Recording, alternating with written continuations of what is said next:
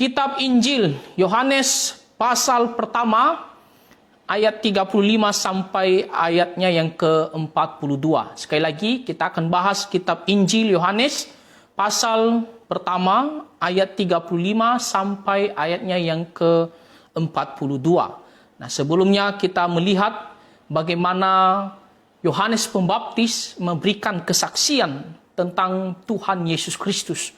Dan kita bisa melihat di pasal pertama ayat 29, Yohanes Pembaptis mengatakan bahwa Tuhan Yesus ini adalah anak domba Allah. Ya, anak domba Allah yang telah ditentukan untuk menghapus dosa dunia. Jadi Tuhan Yesus adalah juru selamat dunia. Ya, tidak ada jalan lain kita bisa memperoleh pengampunan dan hidup yang kekal kecuali melalui Tuhan Yesus Kristus. Karena hanya Dialah yang dapat menebus dosa-dosa kita, sehingga ketika kita percaya kepadanya, kita beroleh pengampunan dan kita beroleh hidup yang kekal.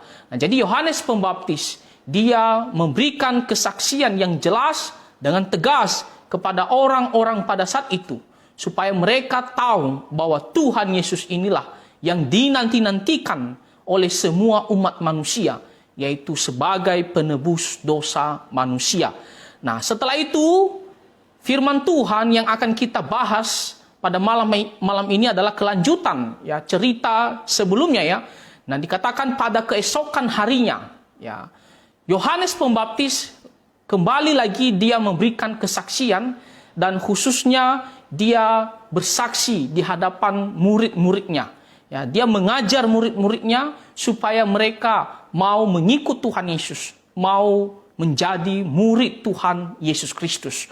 Nah, itulah yang kita akan bahas. Ya, di ayat yang ke-35 di sini kita melihat ya, Yohanes Pembaptis dia berkata kepada dua orang muridnya.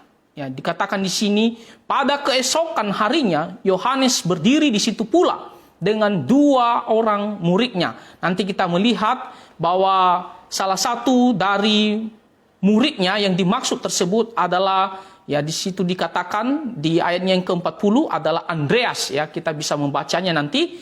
Nah, disitulah ya Yohanes Pembaptis dia mengajar muridnya ini agar mereka memberikan diri mereka untuk mengikut Tuhan Yesus ya seumur hidup mereka. Nah, di sini dikatakan yang 36, dan ketika Yohanes Pembaptis melihat Yesus lewat ya, lalu ia berkata, "Lihatlah anak domba Allah." Jadi kembali lagi Yohanes Pembaptis menegaskan bahwa Tuhan Yesus ini adalah anak domba Allah. Ya, sama seperti apa yang telah dikatakannya di ayat yang ke-29. Nah, kenapa selalu diulangi? Kenapa selalu diucapkan kata anak domba Allah? Ini berarti ada sesuatu yang sangat penting sesuai dengan namanya, anak domba Allah.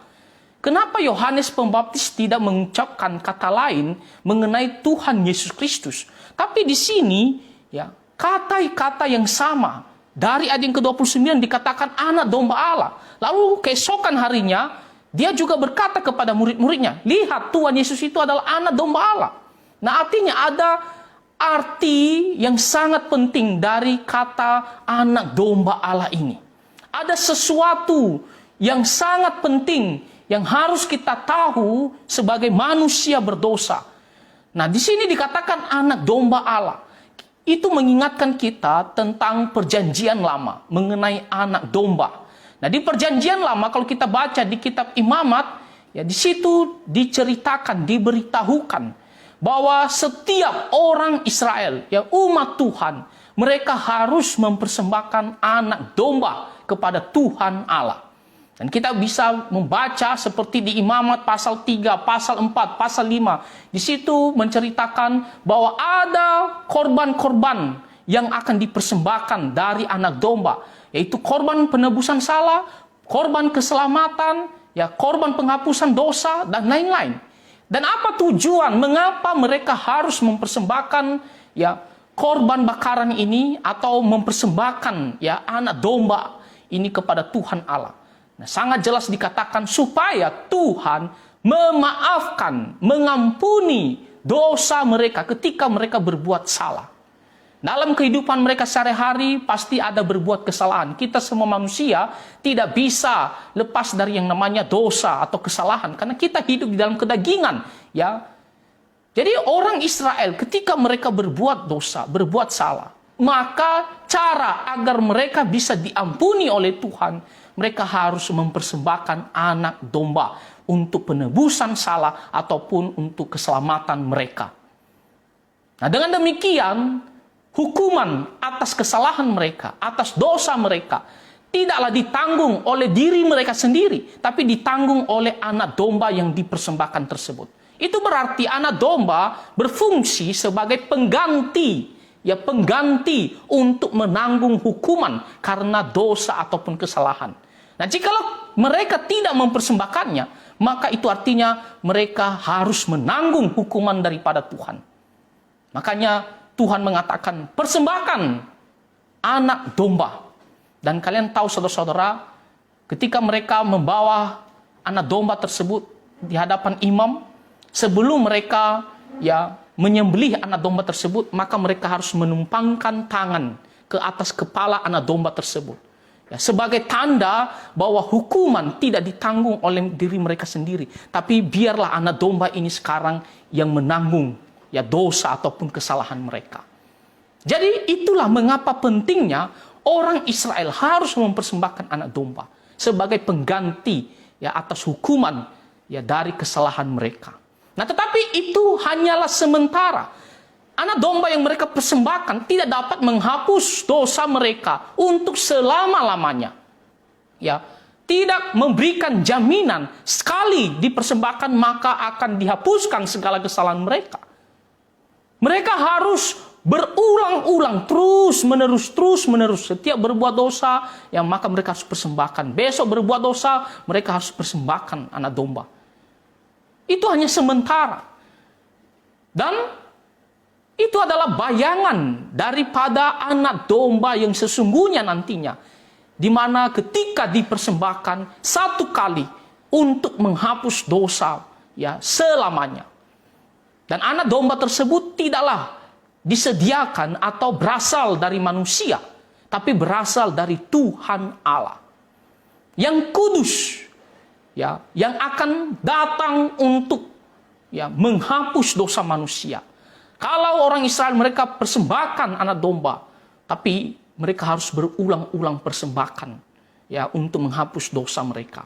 Tapi akan datang waktunya anak domba yang bukan dari manusia, tapi dari Tuhan Allah, yang Tuhan tentukan, Tuhan sediakan sebagai pengganti untuk menanggung hukuman karena dosa. Dan anak domba tersebut disebut sebagai anak domba Allah. Dan di sini Yohanes Pembaptis dia memberitahukan bahwa anak domba Allah tersebut adalah Tuhan Yesus Kristus. Makanya dia katakan di ayat yang ke-29. Lalu dia ulangi lagi di ayat yang ke-35. Anak domba Allah. Dan ini adalah sesuatu yang sangat-sangat penting bagi kita manusia. Makanya Yohanes Pembaptis mengulangi lagi perkataan bahwa Tuhan Yesus ini anak domba. Karena inilah yang dinanti-nantikan oleh semua umat manusia. Inilah yang diinginkan oleh semua manusia agar bisa terbebas dari penghukuman akan dosa. Kalau orang Israel mereka mau mempersembahkan anak domba supaya mereka terbebas dari hukuman karena dosa, maka Tuhan sediakan anak domba yang sesungguhnya, yang dimana kita semua manusia, kita sangat membutuhkannya. Kenapa? Karena kita adalah orang-orang berdosa. Orang-orang yang bersalah di hadapan Tuhan. Tidak ada orang yang benar di hadapan Tuhan. Tak ada satu orang pun yang bisa mengatakan bahwa dia adalah orang yang kudus, suci di hadapan Tuhan. Semua manusia adalah orang berdosa. Di Roma pasal 3 ayat 10 sampai ayat yang ke-20 dikatakan bahwa kita semua telah menyeleweng dari Tuhan. Kita semua telah menyimpang dari jalannya Tuhan. Pertama, kita lahir dari benih orang berdosa, itu Adam dan Hawa. Sehingga kita mewarisi natur dan sifat keberdosaan dari mereka. Kedua, dalam kehidupan kita sehari-hari menghasilkan perbuatan-perbuatan dosa. Kita pernah berbohong, ya, kita pernah marah tak terkontrol, iri hati, benci, dengki, mencuri, dan lain-lain. Ya, kita sudah melakukan banyak sekali kesalahan, dosa dalam kehidupan kita sehari-hari. Jangan kita pikir kita ini sudah berbuat baik banyak, maka kita anggap diri kita ini sudah hidup kudus di hadapan Tuhan. Tidak.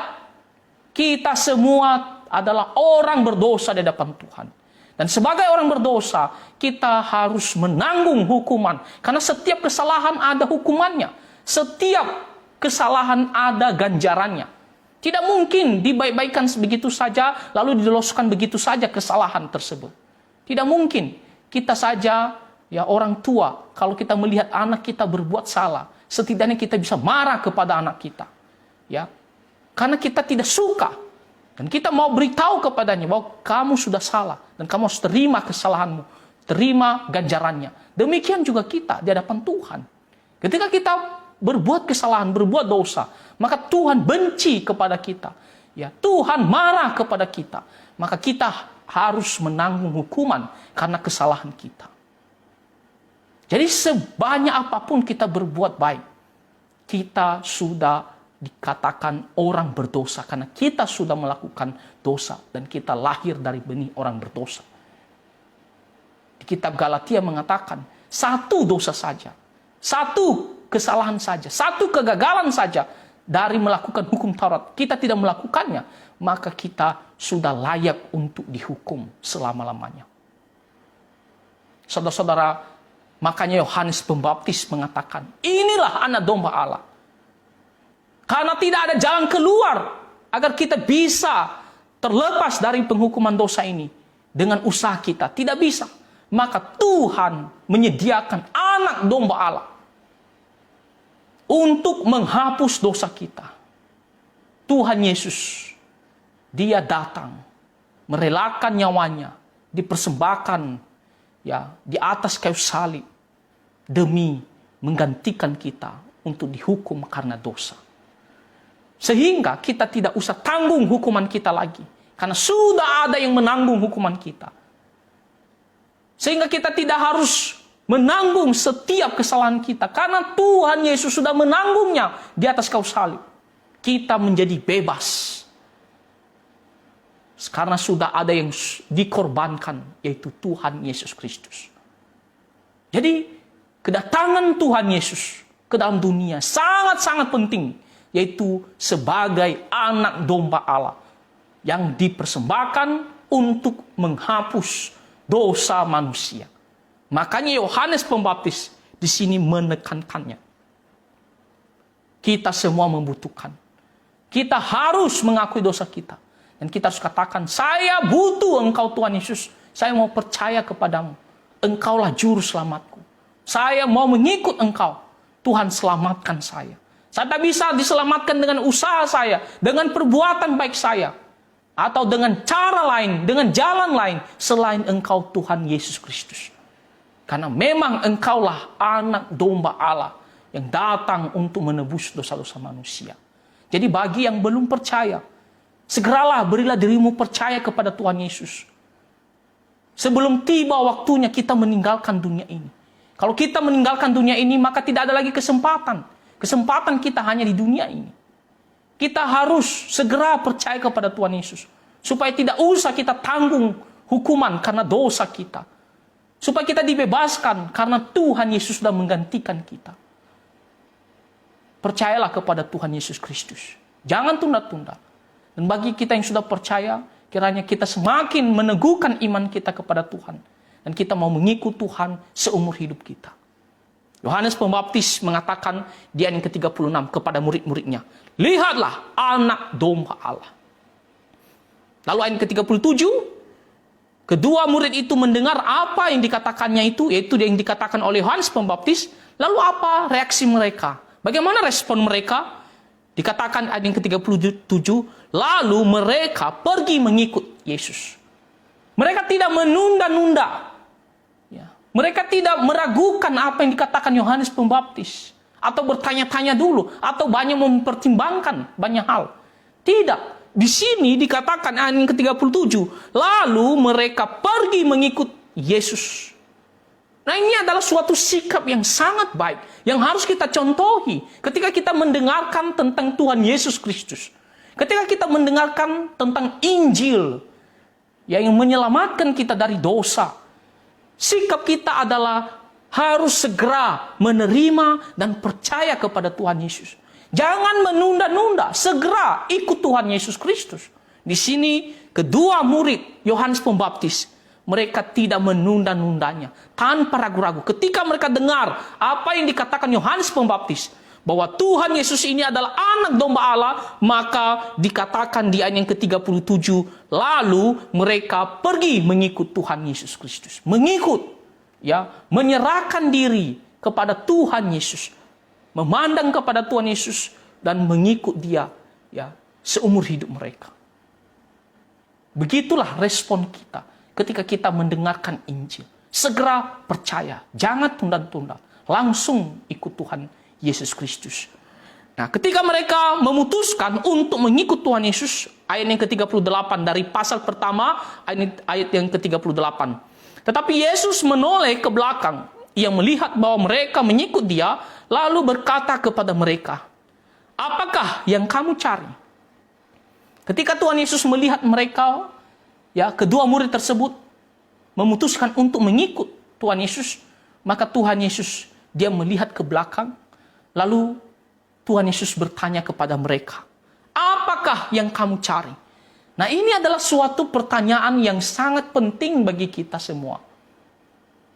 Banyak orang mau mengatakan, saya mau mengikut Tuhan Yesus. Saya mau percaya kepada Tuhan Yesus. Saya memutuskan menjadi pengikut Tuhan Yesus, jadi orang Kristen. Tapi satu pertanyaan yang harus kita jawab, apa yang kamu cari, ya, di dalam Tuhan Yesus? Mengapa engkau mengikut Tuhan Yesus? Tuhan Yesus bertanya langsung kepada kedua murid tersebut, apa yang kamu cari? Banyak orang yang mengaku saya mau percaya kepada Tuhan Yesus, mau jadi Kristen, tapi tujuannya adalah salah. Tujuannya karena harta, karena dia mau sukses, karena dia mau berhasil, karena dia mau mendapatkan berkat-berkat jasmani, karena dia mau berbisnis di dalam gereja. Makanya dia datang ke gereja, makanya dia mau katakan menjadi orang Kristen. Karena dia mau mendapatkan kemudahan dalam pekerjaan. Karena dia mau sembuh. Dia mau mendapatkan mujizat. Itu tujuan mereka dalam mengikut Tuhan Yesus. Untuk kepentingan mereka sendiri. Bukan karena ada suatu pemahaman yang benar. Mengapa saya harus ikut Tuhan Yesus? Saya pernah beritakan Injil kepada seseorang, ya, yang belum percaya. Lalu tiba-tiba dia mengatakan dia pernah ke gereja, ya, beberapa tahun yang lalu. Tapi setelah itu dia pindah lagi ke gereja yang lain. Tapi sekarang dia tetap menjadi agama yang belum percaya kepada Tuhan Yesus. Ya, menjadi orang yang belum percaya kepada Tuhan Yesus. Lalu dia ceritakan mengapa dia pergi ke gereja dulu. Karena dia mau mencari peluang untuk berbisnis dalam gereja. Dia mau mencari pelanggan supaya usahanya bisa maju, mau menjalin hubungan dengan orang-orang Kristen. Jadi dia mau datang ke gereja, dia katakan dia mau jadi orang Kristen supaya dia bisa memiliki hubungan, ya, jaringan untuk bisnisnya. Nah, itu tujuannya menjadi orang Kristen. Banyak juga yang mengatakan ikut Tuhan Yesus karena kamu akan berhasil, sukses dalam dunia ini. Hartamu akan berlimpah-limpah. Jadi orang mengatakan, oke, saya mau ikut Tuhan Yesus. Jadi dia ikut Tuhan Yesus karena hanya untuk masalah duniawi ini, untuk kepuasan kedagingannya. Nah, orang-orang yang seperti demikian bukanlah orang-orang pengikut Kristen yang sejati. Bukanlah pengikut Kristus yang sejati. Ya. Bukanlah murid yang sejati. Mereka hanya ingin sesuatu tercapai yang memuaskan kedagingan mereka. kita harus ikut Tuhan Yesus? Di sini Tuhan Yesus menanyakan kepada kedua muridnya, apa yang kamu cari? Ya, ketika kamu mengikut saya. Apa yang kamu inginkan dari saya? Mengapa engkau memutuskan menjadi muridku?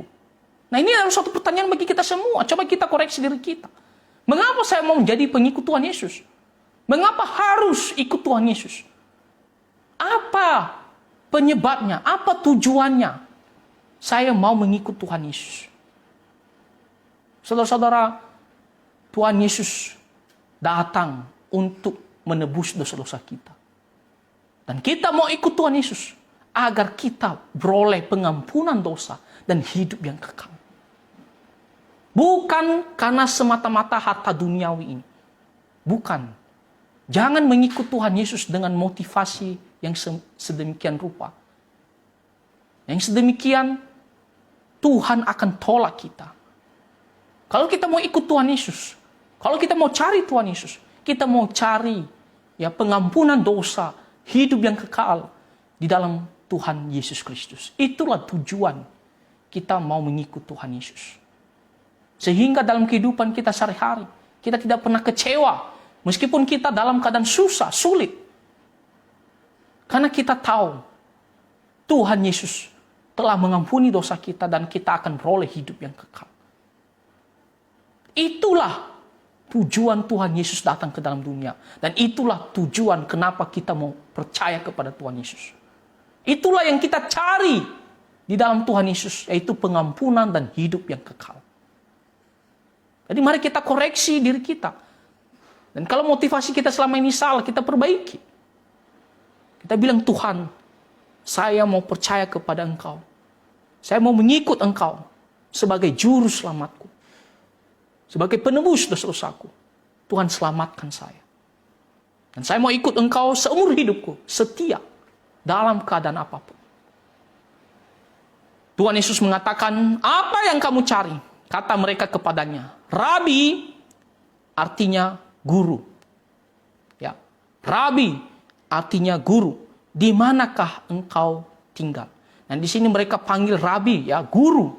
Ya, karena mereka belum mengenal begitu dalam tentang Tuhan Yesus. Ya, mereka hanya sekedar mendengar tadi perkataan Yohanes Pembaptis. Tapi mereka belum mengenal secara dalam tentang Tuhan Yesus. Jadi secara umum mereka melihat Tuhan Yesus sebagai guru, pengajar bagi mereka. Makanya mereka panggil Tuhan Yesus adalah Rabi atau guru. Dan nanti kita akan melihat cerita-cerita setelah itu mereka semakin mengenal Tuhan Yesus lebih dalam. Nah, di sini dikatakan, ya, di kalimat selanjutnya, di mana engkau tinggal? Ya, mereka mau tahu lebih dalam tentang Tuhan Yesus. Ya, mereka, meskipun mereka sebelumnya belum tahu dengan pasti, belum tahu begitu dalam tentang Tuhan Yesus. Tetapi sekarang mereka mau tahu lebih dalam tentang Tuhan Yesus. Mereka mengatakan, di manakah engkau tinggal? Lalu ayat 39 Tuhan Yesus mengatakan, ia berkata kepada mereka, marilah dan kamu akan melihatnya. Nah, kalau kita mau mengenal Tuhan Yesus, kalau kita memang memiliki hati untuk lebih dekat kepada Tuhan Yesus, maka Tuhan Yesus akan menerima kita, menuntun kita, agar kita bisa melihat dengan jelas siapakah dirinya. Kita harus memiliki hati yang selalu mau mengetahui tentang Tuhan Yesus. Kita mau tahu Dia lebih dalam, lebih jelas dalam kehidupan kita sehari-hari. Nah, dikatakan di sini, marilah dan kamu akan melihatnya. Mereka pun datang dan melihat di mana Ia tinggal. Dan hari itu mereka tinggal bersama-sama dengan Dia. Waktu itu kira-kira pukul 4. Ya. Setelah mereka melihat, mereka tahu tentang Tuhan Yesus, terutama di mana Dia tinggal, maka dikatakan mereka tinggal bersama-sama dengan Dia. Mereka tidak berbalik lagi, kembali lagi, ataupun meninggalkan Tuhan Yesus. Tapi mulai dari saat itu, mereka memutuskan untuk tinggal bersama-sama dengan Tuhan Yesus. Dikatakan mereka tinggal bersama-sama dengan Dia. Tidak mau lagi lepas dari Tuhan Yesus atau meninggalkan Tuhan Yesus atau kembali lagi ke kehidupan mereka yang lama. Ketika mereka memutuskan untuk mengikut Tuhan Yesus, mereka bertekad untuk tinggal bersama-sama dengan Tuhan Yesus Kristus. Dan dikatakan kejadian ini atau peristiwa ini terjadi kira-kira pukul 4. Ya, Rasul Yohanes, penulis dari kitab Injil Yohanes ini. Ingat ya, penulis kitab Injil ini namanya Rasul Yohanes. Beda dengan Yohanes Pembaptis, ya, yang memberikan kesaksian tentang Tuhan Yesus, ya, terutama yang membaptis Tuhan Yesus. Nah, jadi di sini Rasul Yohanes dia mencatat, dia mengatakan kira-kira peristiwa itu pukul 4, ya, pukul 4. Nah, ayat yang ke-40. Salah seorang dari keduanya yang mendengar perkataan Yohanes lalu mengikut Yesus adalah Andreas, ya, saudara Simon Petrus. Ya, Andreas, saudara Simon Petrus. Nah, itu adalah salah satu dari kedua murid yang disebutkan di atas. Dan apa yang dilakukan oleh Andreas ini? Nah, ini adalah suatu contoh yang sangat baik bagi kita. Ketika kita sudah menemukan Sang Juru Selamat, Tuhan Yesus. Ketika kita sudah percaya sungguh-sungguh kepada Tuhan Yesus. Dan kita punya jaminan pengampunan dosa dan hidup yang kekal. Maka kita tidak boleh merasa oke, cukup diri saya sendiri. Kita berdiam diri. Lalu kita tidak peduli dengan yang lainnya yang belum percaya kepada Tuhan Yesus. Ya, tidak boleh. Yang harus kita lakukan adalah pergi menyelamatkan, ya, yang lainnya dengan cara memberitakan Injil. Kita harus peduli dengan yang lainnya, terutama dari keluarga kita. Kalau ada keluarga kita yang belum percaya kepada Tuhan Yesus, maka kita harus segera untuk beritakan Injil kepada mereka. Nah, itulah yang dilakukan oleh Andreas ini. Ketika dia sudah menemukan, mengetahui dengan jelas bahwa memang Tuhan Yesus ini adalah Juru Selamat, Mesias yang dinanti-nantikan oleh umat Tuhan, maka dia tidak berdiam diri. Dia peduli dengan orang lain, terutama keluarganya. Dia ingin keluarganya bisa diselamatkan. Apa yang dilakukan Andreas? Di ayat yang ke-41 dikatakan Andreas mula-mula, ya, bertemu dengan Simon saudaranya. Dan ia berkata kepadanya, kami telah menemukan Mesias, artinya Kristus. Ya, dikatakan Andreas mula-mula. Nah, kata yang lebih tepat di sini, ya, bukan berarti dia baru ketemu dengan Simon Petrus, ya, bukan. Tapi maksudnya di sini Andreas mula-mula bertemu, maksudnya adalah ketika dia sudah menemukan Sang Mesias, maka kegiatan selanjutnya, hal yang pertama yang dia lakukan adalah pergi menemui saudaranya Simon Petrus untuk beritakan Injil. Ya, jadi tindakan pertamanya yang dia lakukan yaitu pergi memberitakan Injil kepada saudaranya Simon Petrus. Makanya dikatakan di sini Andreas mula-mula bertemu dengan Simon. Itu maksudnya, ya. Pertama sekali setelah itu dia pergi beritakan Injil. Dikatakan saudaranya yaitu Simon, ya. Dan ia berkata kepada Simon, kami telah menemukan Mesias. Ya, Mesias artinya Kristus. Ya, Mesias itu dalam bahasa Ibrani, ya. Kristus itu dalam bahasa Yunani. Ya. Artinya adalah yang diurapi. Ya. Mesias atau Kristus, ya, artinya adalah yang diurapi. Nah, yang diurapi ini menuju ke perjanjian lama. Ya, ada 3 jabatan yang diurapi di perjanjian lama, yaitu nabi, imam, dan raja. Ini adalah jabatan khusus, orang-orang khusus, ya, orang-orang istimewa. Ya, dikatakan nabi, imam, dan raja. Itulah 3, ya, orang yang diurapi atau 3 jabatan yang diurapi: nabi, imam, dan raja. Dan ketika dikatakan Tuhan Yesus adalah Mesias, Kristus, maka itu artinya Tuhan Yesus adalah pribadi, nabi, imam, dan raja. Tetapi bukan hanya sekedar nabi, imam, dan raja. Tapi dia adalah nabi di atas segala nabi, ya, imam di atas segala imam, dan raja di atas segala raja. Nah, itu bedanya dengan, ya, nabi lain atau imam lain atau raja lain.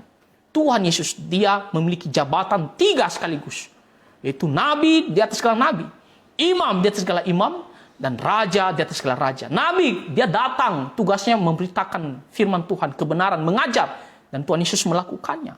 Imam, dia datang untuk mewakili umatnya, mendoakan umatnya, dan Tuhan Yesus melakukannya. Ketika dia mempersembahkan dirinya di atas kayu salib, dia mendoakan, ya, supaya Tuhan mengampuni dosa kita. Dan dia menyerahkan dirinya untuk mengampuni dosa kita. Jadi dia sudah melakukan tugasnya. Dan ketiga, raja di atas segala raja. Belum terjadi, tapi nanti akan terjadi. Ketika dia datang kedua kali, dia akan mendirikan kerajaannya 1000 tahun di Wahyu pasal 20. Dan dia akan menggenapi jabatannya terakhir, yaitu raja di atas segala raja. Nah, jadi makanya dikatakan Tuhan Yesus adalah Mesias. Mesias atau Kristus. Mesias dalam bahasa Ibrani, Kristus dalam bahasa Yunani. Itu adalah gelar, yaitu yang diurapi atau yang dikhususkan, istimewa. Nabi di atas segala nabi, imam di atas segala imam, dan raja di atas segala raja. Ya, tidak ada orang yang memiliki jabatan seperti yang dimiliki oleh Tuhan Yesus ini. Nah, dan inilah yang dinanti-nantikan oleh umat Tuhan, khususnya orang Israel. Ya, mereka menunggu-nunggu kapan datangnya Mesias ini. Dan ketika Andreas sudah menemukan, dia mengatakan kepada Simon, dia mengatakan, kami sudah menemukan sang Mesias tersebut, Kristus. Ya. Lalu setelah itu ayat yang ke-42 terakhir dikatakan ia membawanya kepada Yesus. Tidak hanya sekedar memberitakan, ya, tidak hanya sekedar menceritakan tentang Tuhan Yesus kepada Simon, tapi dia juga berusaha bagaimana cara supaya dia bisa membawa Simon ini kepada Tuhan Yesus. Ini adalah suatu teladan yang sangat baik bagi kita orang Kristen dalam membawa jiwa kepada Tuhan, terutama keluarga kita. Kita tidak hanya datang menceritakan tentang Tuhan Yesus. Memang kita harus menceritakan tentang Tuhan Yesus. Ya, kita berusaha meyakinkan mereka untuk percaya kepada Tuhan Yesus.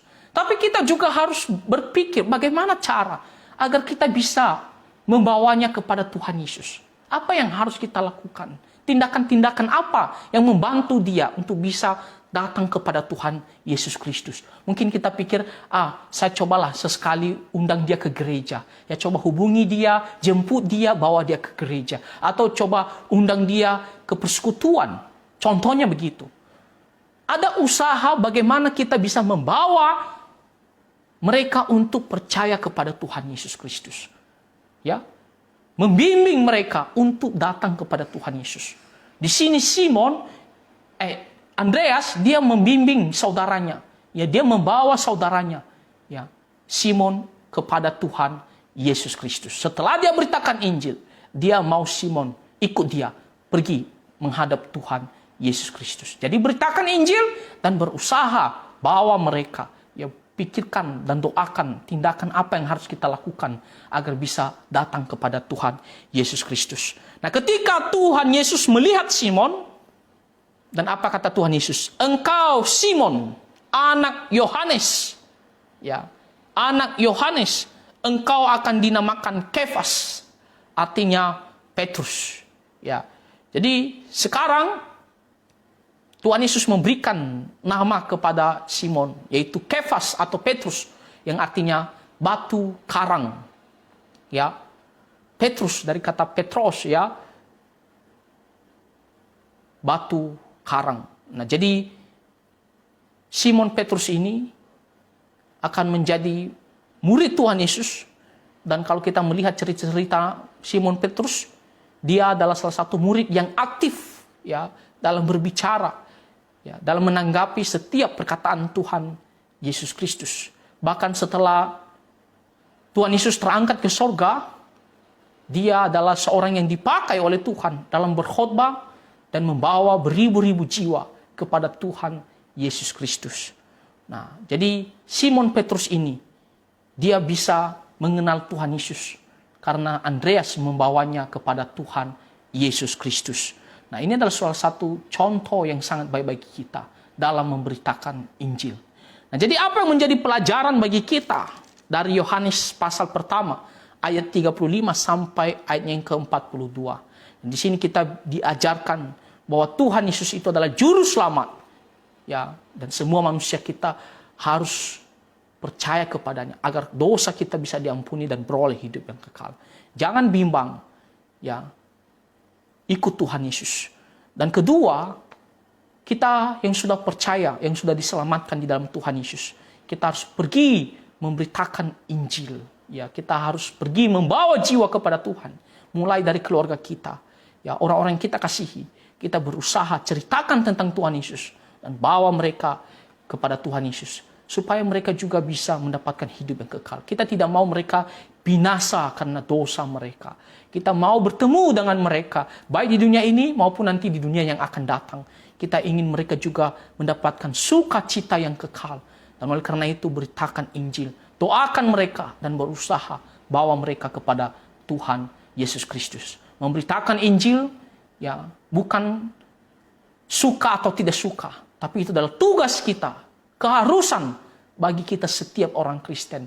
Ya, itulah amanat agung ya, yang dikatakan oleh Tuhan Yesus di Matius pasal 28. Pergilah dan jadikanlah semua bangsa muridku. Beritakan Injil. Jadi semua orang Kristen harus beritakan Injil. Dan mulai dari orang-orang yang terdekat dengan kita, dari keluarga kita, agar mereka bisa diselamatkan. Kiranya firman Tuhan ini bisa kita mengerti dan kita bisa melakukannya dan menjadi berkat bagi kita semua. Mari kita bersatu di dalam doa. Bapa Surgawi, kami sangat bersyukur untuk firman-Mu pada malam hari ini. Tuhan, Engkaulah juru selamat kami satu-satunya. Kami mau serahkan hidup kami.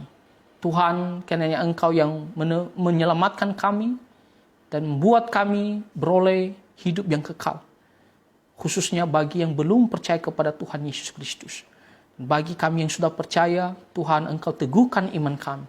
Supaya kami bisa semakin bertumbuh di dalam Tuhan dan hidup untuk kemuliaan nama Tuhan seumur hidup kami. Terima kasih ya Tuhan, dengarkan doa kami. Di dalam nama Tuhan Yesus Kristus kami berdoa. Amin.